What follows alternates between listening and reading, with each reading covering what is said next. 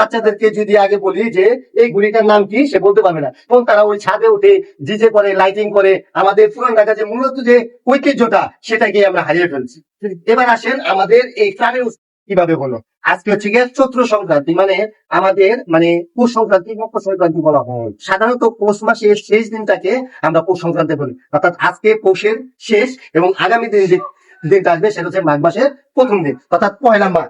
তো এই যে পৌষের বিদায় এবং ঘরে ঘরে যে নবান্ন উৎসব, নতুন ধান উঠে বিভিন্ন রকম পাটিসাপটা, পুলি পিঠা, তারপর হচ্ছে ভাপা পিঠা, হ্যাঁ, মুয়া মুরকি, নতুন ধানের যে ঘ্রাণ, এই ঘ্রাণটাকে পরিচয় করার জন্য গ্রাম বাংলায় আমাদের এই উৎসব পালন করা হয়, যেটাকে পিঠা উৎসব বলা হয়।